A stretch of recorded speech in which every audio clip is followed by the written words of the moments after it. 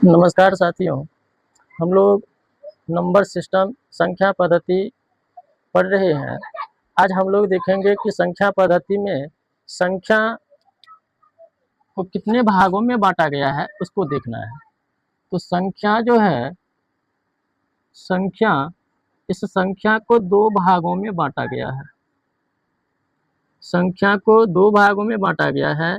एक होता है आपको काल्पनिक संख्या, काल्पनिक संख्या, और दूसरा होता है आपको वास्तविक संख्या, वास्तविक संख्या। तो पिछले क्लास में हम लोगों ने काल्पनिक संख्या को देख लिए थे कि काल्पनिक संख्या किसे कहते हैं। तो आज हम लोग इसका दूसरा पार्ट जो है वास्तविक संख्या, वास्तविक संख्या पर हम लोग चर्चा करेंगे। तो आइए हम लोग देखते हैं कि वास्तविक संख्या किसको कहते हैं। तो वास्तविक संख्या हम लोग किसको कहेंगे उसको देख लेते हैं। वास्तविक संख्या जिसको हम लोग अंग्रेजी में कहते हैं रियल नंबर, रियल नंबर। वास्तविक संख्या को अंग्रेजी में रियल नंबर और काल्पनिक संख्या को अंग्रेजी में इमेजिनरी नंबर कहा जाता है। तो हम लोगों को आज मेन पढ़ना है वास्तविक संख्या। वास्तविक संख्या किसे कहते हैं, आइए हम लोग देखते हैं। ऐसी संख्या, ऐसी संख्या जिसे संख्या रेखा पर, संख्या जिसे संख्या रेखा पर दर्शाया जा सके, दर्शाया जा सके, उसको हम लोग वास्तविक संख्या कहते हैं। जिस संख्या को संख्या रेखा पर दर्शाया जा सके उसको हम लोग वास्तविक संख्या कहते हैं।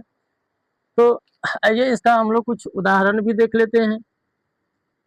जैसे -√2 है, 2.33 डॉट डॉट है, -7 है, 1/4 है, etc। ये सारे जितने भी आप लोग देख रहे हैं ये वास्तविक संख्या का उदाहरण है। या हम यहाँ ये भी कह सकते हैं कि काल्पनिक संख्या को छोड़ करके जितनी भी संख्या है सब आपको वास्तविक संख्या है। काल्पनिक संख्या को छोड़ करके जितनी भी संख्या है सब आपको वास्तविक संख्या है। तो अब हम लोग देख लेंगे कि वास्तविक संख्या के कितने प्रकार होते हैं। तो वास्तविक संख्या के दो प्रकार होते हैं, इनके दो प्रकार होते हैं, इनके दो प्रकार होते हैं। वास्तविक संख्या के दो प्रकार होते हैं।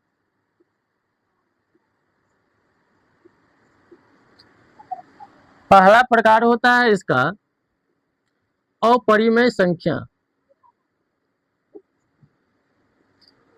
अपरिमेय संख्या जिसको हम लोग अंग्रेजी में कहते हैं आइरेशनल नंबर, आइरेशनल नंबर। अपरिमेय संख्या, आइरेशनल नंबर। तो आइए हम लोग देख लेते हैं कि अपरिमेय संख्या किसको कहते हैं। तो हम लोग कहेंगे कि जिस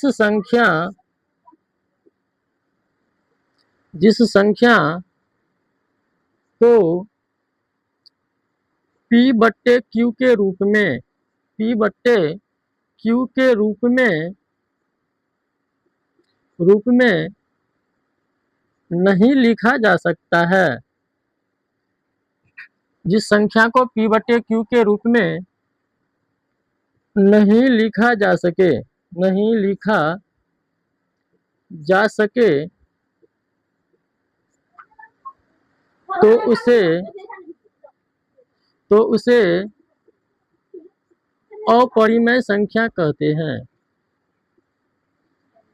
अपरिमेय संख्या कहते हैं। यानी कि जिस संख्या को हम लोग P बट्टे Q के रूप में नहीं व्यक्त कर सकते हैं उसको हम लोग अपरिमेय संख्या कहते हैं। आइए इसका हम लोग कुछ एग्जाम्पल देख लेते हैं। जैसे रूट अंडर आपको 2 हो गया, रूट अंडर आपको 3 हो गया, उसके बाद पाई हो गया। ये सब आपको ETC इस तरह का और भी हम लोग एग्जाम्पल दे सकते हैं इसका। तो जिस संख्या को हम लोग P बट्टे Q के रूप में नहीं लिख सकते हैं उसको हम लोग अपरिमेय संख्या कहते हैं। इसका उदाहरण भी हम लोग देख लिए। √2 एक अपरिमेय संख्या है, √3 एक अपरिमेय संख्या है, पाई जिसका मान आपको 22/7 भी होता है लेकिन इसको अपरिमेय संख्या माना जाता है। इसके बाद इसका हम लोग कुछ गुण देख लेते हैं कि गुण क्या होता है। अपरिमेय संख्या का हम लोग कुछ गुण देख लेते हैं। तो इसका गुण जो है आपको, इसका गुण, इसका दशमलव प्रसार जो होता है, इसका दशमलव प्रसार अशांत होता है, अशांत होता है। अपरिमेय संख्या का जो दशमलव प्रसार होता है वह आपको क्या होता है, तो अशांत होता है। अब हम लोग इसका दूसरा पार्ट जो है, दूसरा भाग, वास्तविक संख्या का दूसरा भाग है आपको परिमेय संख्या। परिमेय संख्या जिसको हम लोग अंग्रेजी में कहते हैं रेशनल नंबर, रेशनल नंबर।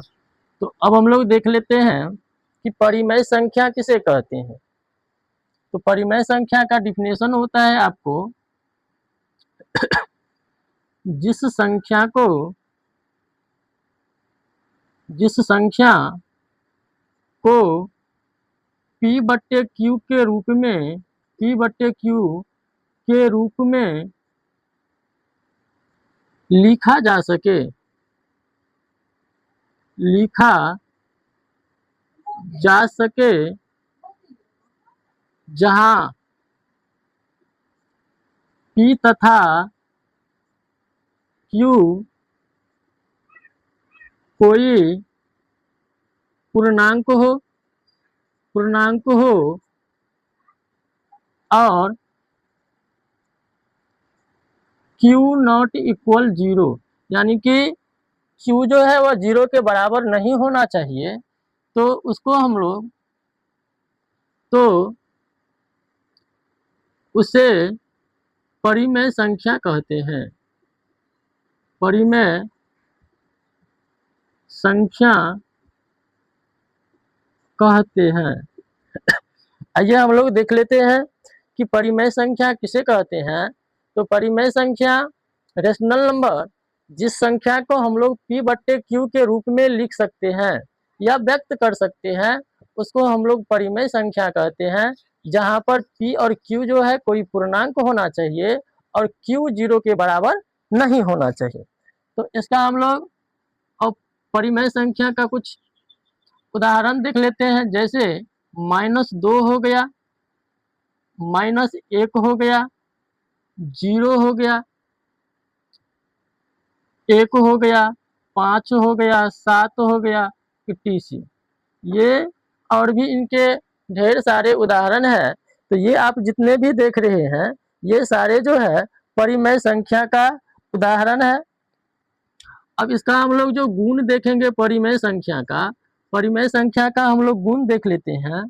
तो इनका जो, इसका दशमलव, दशमलव प्रसार अशांत, अशांत और शांत दोनों होता है, दोनों होता है। इनका दशमलव प्रसार जो है परिमेय संख्या का शांत भी हो सकता है और अशांत भी हो सकता है। तो चलिए आज हम लोग यहीं तक रहेंगे। तो आप लोगों को ये क्लास कैसा लगा कमेंट में ज़रूर बताइएगा। जय हिंद, धन्यवाद।